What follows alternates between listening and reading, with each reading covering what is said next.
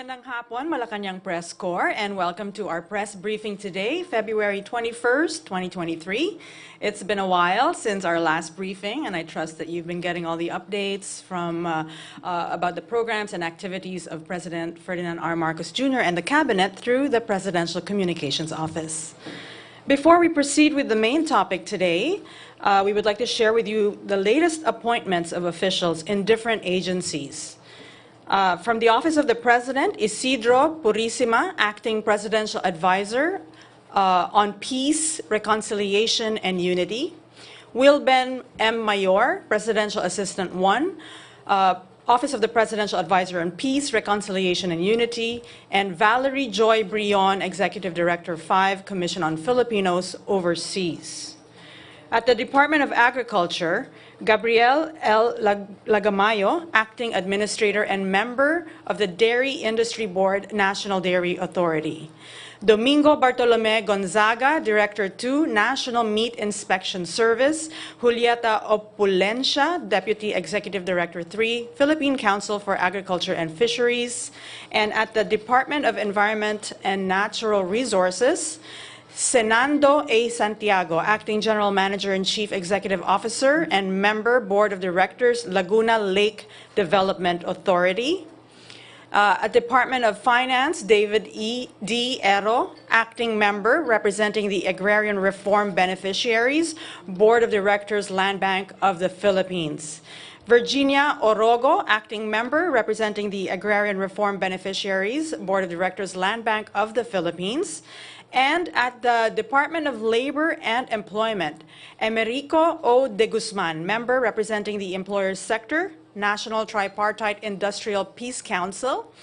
Rufino M. Margate, Jr., Member representing Employers Sector, National Tripartite Industrial Peace Council. And at the Department of Trade and Industry, Flora Politud Gabunales, Director 4. At yan ang mga latest appointees. Sa ngayon, isa sa inaasikaso ay ang implementasyon ng Republic Act No. 11293 or ang Philippine Innovation Act. President Marcos headed the 4th meeting of the National Innovation Council with the National Economic and Development Authority, or NEDA, the Department of Trade and Industry, or DTI, and the Department of Science and Technology, or DOST. The NIC was created in 2019 to propose an innovation that will help the poor and give the MSMEs a chance to be part of the economy building. During the meeting, President Marcos emphasized the importance of having a climate change and environmental sustainability expert to be nominated into the NIC. He said that sustainability and climate change are directly tied to innovation and as thus must be front and center in the Council. At para sa comprehensive discussion ng National Innovation Council, kasama natin muli si NEDA Secretary Arsenio Balisacan. Thank you, Daphne. Members of the Malacañang Press Corps, fellow Filipinos, ladies and gentlemen, good afternoon to all. This morning, the National Innovation Council held its 4th meeting since its creation in 2019, marking the first meeting of the said council under President Ferdinand Marcos Jr.'s administration. I am pleased to announce that the Council, which serves as the government's main coordinating body for innovation policies, and is chaired by the President, has approved 6 executive members for 2023 to 2026, the remaining slot to be filled by a climate change expert. These members come from the ranks of businesses, entrepreneurs, academe, and the scientific community. We also presented to the President salient features of the Republic Act No. 11293 or the Philippine Innovation Act, as well as updates on the formulation of the National Innovation Agenda and Strategy document. This document outlines the country's 10-year vision and long-term goals for innovation and thus serves as a detailed roadmap towards improving innovation governance. To recall, the National Innovation Council, or NIC, is a 25-member body tasked to develop the country's innovation goals, priorities, and long-term national strategy. The President serves as the Council's chairperson, with the Secretary of NEDA as Vice Chairperson. We are joined by 16 ex-officio members, along with 7 executive members from the private sector, who were nominated today as mentioned earlier. As mandated by the law, the NEDA Innovation staff serves as the Council Secretariat, providing the technical, advisory, and secretariat services to the NIC and other government agencies on matters related to strategic innovation policy direction and coordination. On the drafting and formulation of the National Innovation Agenda and Strategy document, we continue to build upon the framework of the National Innovation Agenda for 2032, which is the overall framework determining our priority areas for innovation. This framework sets the theme on enabling a flourishing innovation ecosystem through the aspects of governance, policy, infrastructure, innovation finance, and culture. Thanks to the series of consultative meetings and workshops, the Council has established 10 national innovation priority areas, namely learning and education, health, food and agriculture, finance, trade, transportation, and logistics, as well as public administration, security and defense, energy, and blue economy and water. These are the areas we have identified to be our focus for development, funding, and innovation in the next 10 years. The National Innovation Agenda and Strategy document also ties closely with the outcomes and strategies laid out in Chapter 8 of the Philippine Development Plan 2023 to 2028 on advancing research and development, technology, and innovation. Together, these two documents aim at enabling a strong innovation governance to drive the innovation ecosystem towards our national innovation priority areas and long-term innovation goals of a smart and innovative Philippines that's productive, resilient, and sustainable, as well as inclusive. Along with the National Innovation Agenda and Strategy document, the establishment of the Innovation Fund signifies one of the other major outputs of the Council. The Innovation Fund is a revolving fund that aims to strengthen entrepreneurship and enterprises engaged in developing innovation solutions or innovative solutions. Thus far, the Council has approved 19 projects or project proposals amounting to 115 million pesos under the innovation grants, majority of which sought to address the pre-commercialization and commercialization requirements of innovative products or services, the enhancement of innovation facilities and services, and the conduct of capacity building activities. The Marcos administration is committed to promoting and advancing the culture of innovation in the country through increased collaboration with the private sector, especially as we prioritize the development of infrastructure, pursue digital transformation, and work towards creating a more attractive and enabling business environment and investment climate in this term. To be clear, innovation plays a critical role in our pursuit for sustained and accelerated economic growth and development, as it serves as a catalyst for raising overall productivity and elevating the quality of our goods and services. Only through a collective national effort can we truly pursue and attain these goals for our future. The Marcos administration reaffirms its commitment and determination to turn these visions and plans into a reality and build a strong economic foundation for the future generations of Filipinos. What we desire is to not only improve the way we do things today, but also to make us better prepared for whatever outcomes the future may bring. Thank you, and have a pleasant day to all. Thank you, Secretary Balisacan. Are there any questions from the floor for Secretary Balisacan?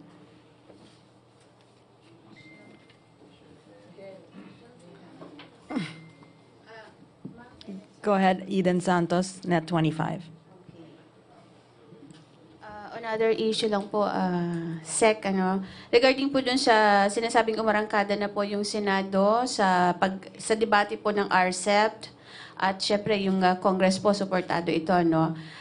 Ilan sa concerns na binabanggit po ng mga ilang senador yung papaano magiging yung epekto ng RCEP sakaling hindi ito maratipikahan sa Kongreso at ano po ba yung talagang magiging pakinabang ng Pilipinas dito po sa RCEP sakaling ma-ratified po ito. Thank you. Napakalaki ang pakinabang ng bansa natin, ng ekonomiya natin sa RCEP. As you know, we are the only country now in our region, Southeast Asia, that has not ratified RCEP. And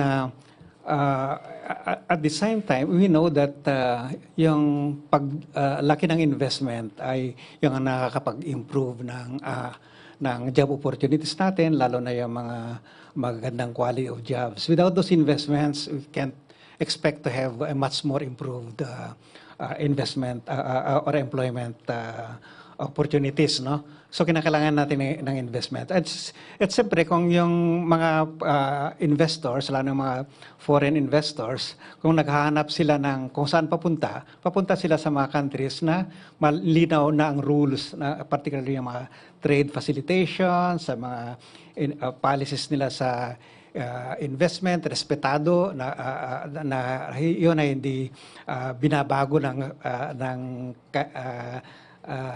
at any time, no? So by being a member, we are saying to the world that we are ready for business. We are welcome here. We play the rules of the game and your investment is safe with us. So ganun 'yan. At the same, yung mga concern naman na ma-disadvantage yung some sectors natin na agrikultura, hindi totoo yun dahil doon sa mismo sa agreement nagawa na yung mga agrikultura natin ay well protected. Ayan. At saka yung gagawin naman natin ang pagproprotect sa agriculture, sa pagpapalago ng agriculture with or without RCEP, no? So I think for us it's a game changer, no? Kaya ang NEDA, we are pushing for this hard kasi it's so crucial in our effort to get our economy becoming an important part of this otherwise dynamic economy in our dynamic region, no? In this part of the world.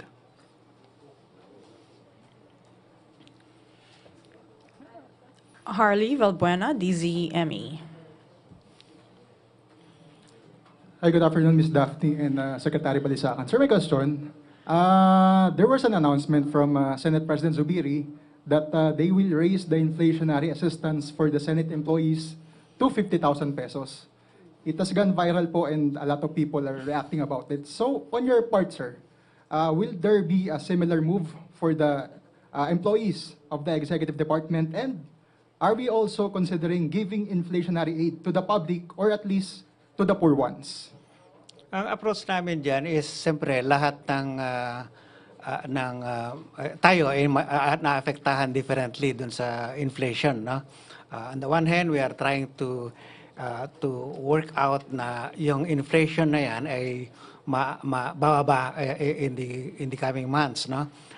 Pangalawa, for those naman na talagang affected adversely, no? Lalo na yung mga very poor and vulnerable groups, yun ang talagang pagbuhusan natin ng assistance, no?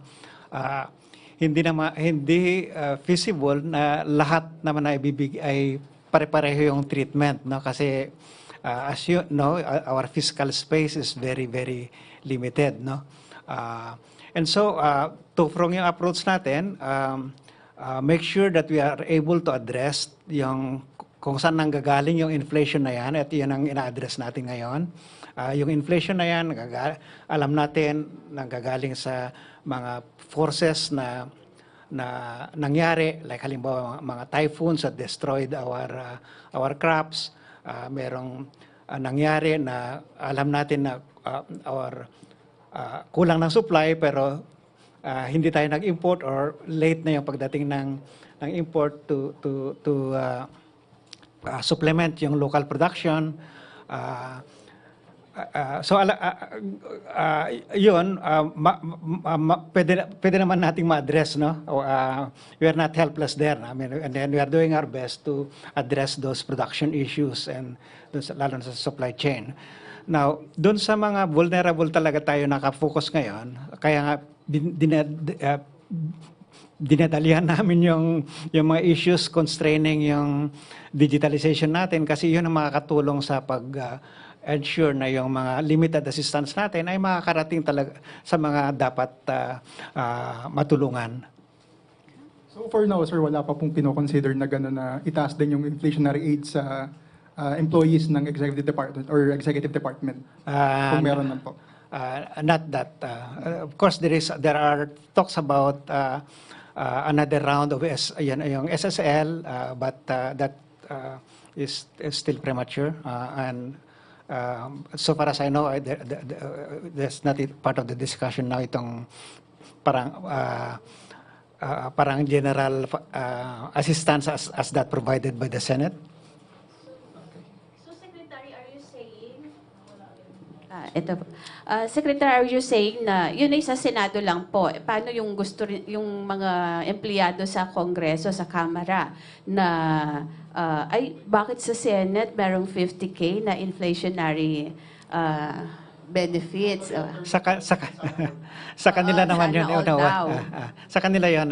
Siyempre, as you know, Congress is an independent body, no? And they have their own, they can decide on their own spending, and yeah. So I can't speak for or against them. No? Okay, thank you. Alvin Baltasar, PBS. Secretary, magandang hapon po. Afternoon. Secretary, doon sa binanggit nyo kanina na Innovation Council, meron na po ba kayong napili kung sino yung bubuo dito? Well, gaya ng sabi ko kanina, 16 of those members are ex officio. No? These are, and the head of that is the president himself. No? And he's the chairman. The NEDA Secretary is the vice chairman, and there are other secretaries, no?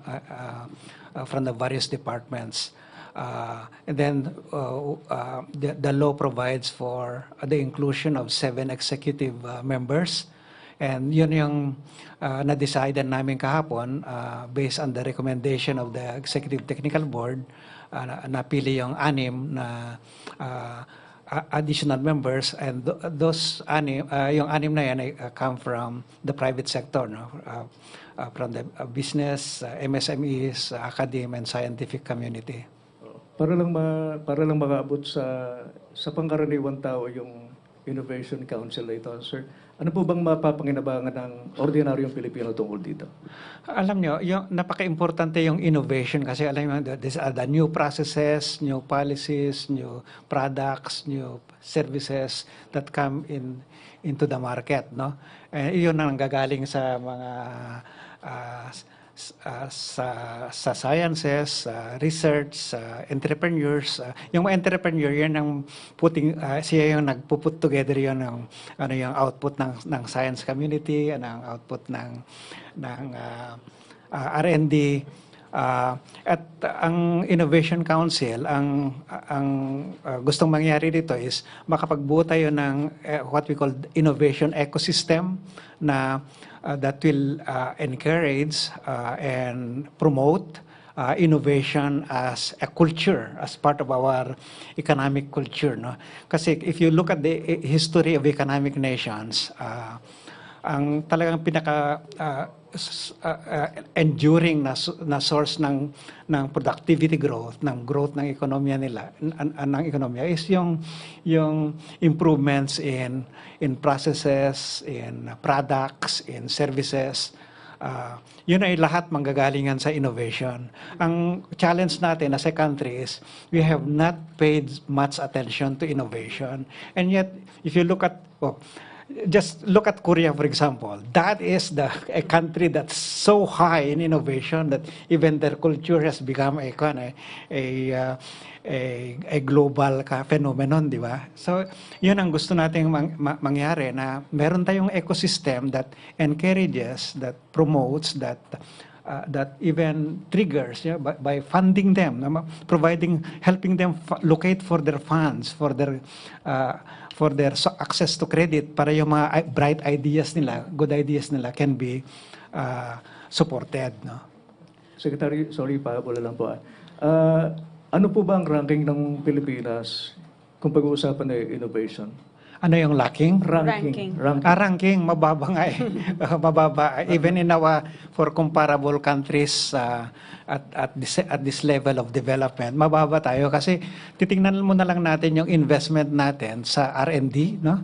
As a proportion of our GDP. Talagang nasa bottom, almost at the bottom of our, when you see our, what our neighbors are doing. So I think it's high time. It's really high time that we develop this ecosystem. In fact, yung Philippine Development Plan that we just launched, yung 2023-2028 PDP, is anchored on that na yung innovation ecosystem, na yun yung magpapalago sa ekonomiya, at yung paglago na yan will be sustainable.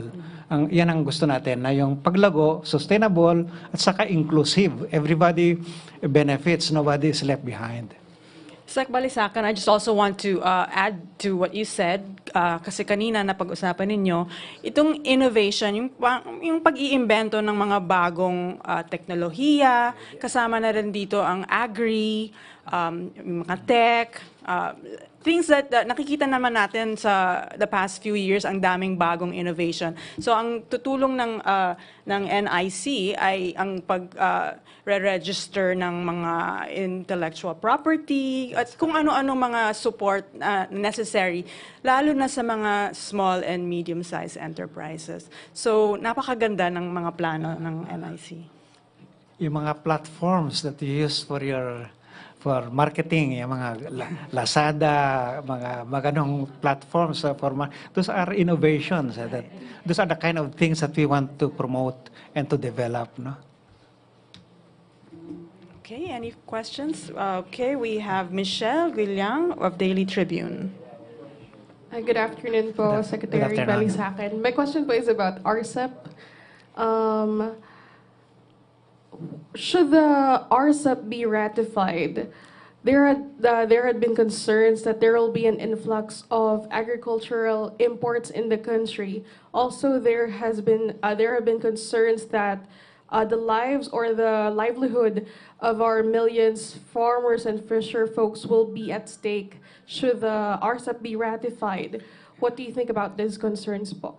It must be ratified. It must be ratified. A lot of the future of this country, of our country, depends so much on our ability to attract investors, particularly foreign capital, because it's not enough. The domestic capital is not enough. Now, with regards to the potential or the allegation that the agricultural sector could be hurt, there's no truth to that, as I said earlier, because whether or not there is RCEP, we need to invest in agriculture. We need, kinakailangan natin ma-address yung mga concerns. Yung mga problema ngayon ng agriculture has nothing to do with RCEP. These are the problems were outcome of past neglects of the sector, no? Hindi natin inalagaan yung sector for so many decades.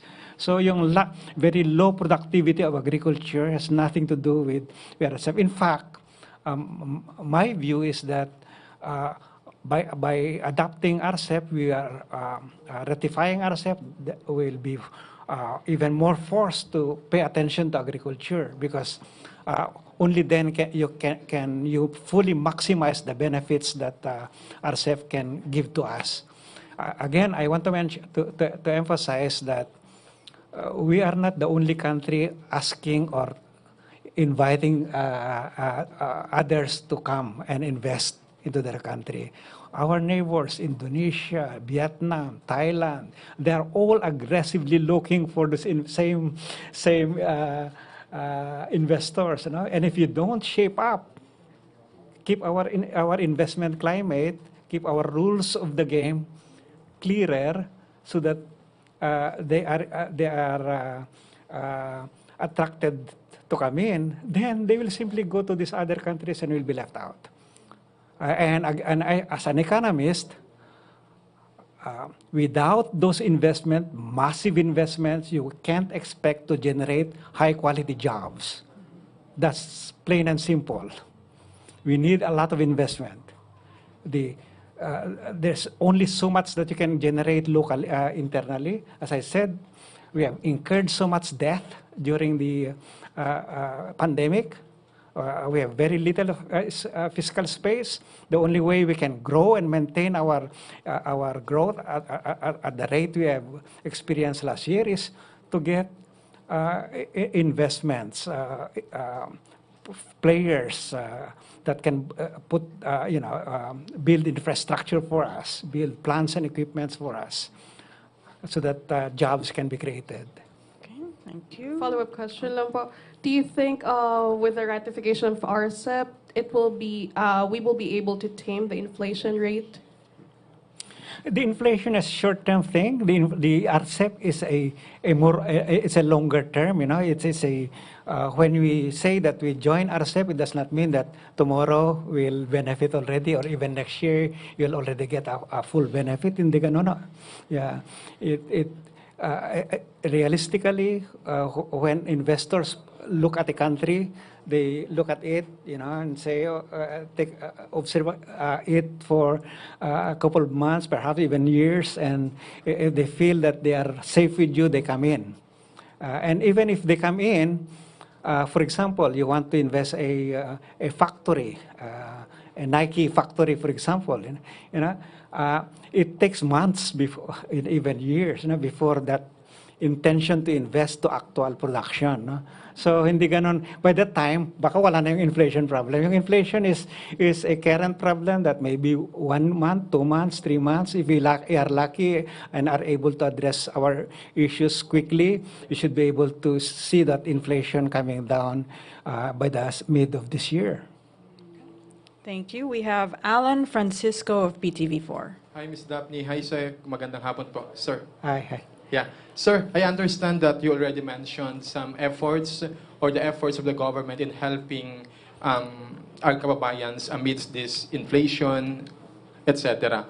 Yesterday, sir, sa oath-taking ceremony sa Malacañang, sabi ng Pangulo ay maraming plano ang gobyerno para mapagandang ekonomiya ng Pilipinas. Sa madaling sabi, sir, ang sinasabi niya, dapat maramdaman ng taong bayan yung paggalaw ng ekonomiya. Sa NEDA, sir, I mean, can we get your reaction on that, sir? Tama si Presidente. In fact, yung inapproval niyang Philippine Development 23-2028 outlines doon yung kung ano yung dapat nating gawin para mapalago yung ekonomiya natin, para we can create a lot of jobs. Kasi ang emphasis natin dito sa bagong plano ni Presidente it's not just creating jobs. Madali yung mag-create ng jobs but yung quality jobs, yun ang more challenging kasi doon kinakailangan mo ng better trained manpower, kinakailangan mag-invest in health, in education, kinakailangan mo mag-attract ng, gaya ng sabi ko earlier, ng maraming investors para you get the high quality jobs that I am referring to. Kasi yung mga high quality jobs, ito yung mga workers who are employed in manufacturing sector, mga may pabrika, gano'n na create. Compared sa mga nagtitinda ng sigarilyo sa kalsada or depend lang sa isang sari-sari store very low quality jobs. Employed ka, kung sa Philippine Statistics, PSA data lang ang tinitingnan mo, employed ka doon, no? Pero that's not the kind of quality jobs that we want. We want jobs that are enable us to make us earn a decent wages, no? So that you can send your kids to schools, you can give them with adequate nutrition, you can house them, you can, yung mga ganon. Of course, that is something that we cannot achieve overnight. Nga. Kaya ito yung programa ni Presidente, 6 years yon. And even that, we are in the ambition natin 2040, we are assuming that the next president naman itutuloy niya 'yon para ma-achieve natin yung vision na by 2040 naman parang Korea na tayo when they started become a prosperous country. Last question from Ivan Mayrina, GMA7. Secretary, follow-up ko lang po yung nabanggitin nyo. Middle of this year, naasahan nating bababa na yung inflation. As of January, sir, nasa 14-year high pa rin tayo, 8.7. Does that mean that the public cannot yet expect a reprieve from rising prices in the very short term, like in this month or next month? Yeah, we are hoping that we see a plateau already of that inflation, and next month we'll release we'll see the new data na the inflation. But it's our hope that kasi January, February, March, that's a good harvest season for our farmers, and we did not have any major typhoons during the last few months. So we are expecting better data there. But there are always surprises, and it surprised me when I saw that number in January. Okay. Thank you so much, Malacañang Press Corps, and thank you, Secretary Arsenio Balisacan. Have a good afternoon, everyone. Thank you. Thank you, everyone. Pursuant to the Alien Registration Act of 1950, all registered foreign nationals, except temporary visitor visa holders or tourist visa holders, are required to report in person to the Bureau of Immigration within the first 60 days of every calendar year. Please visit immigration.gov.ph for more details.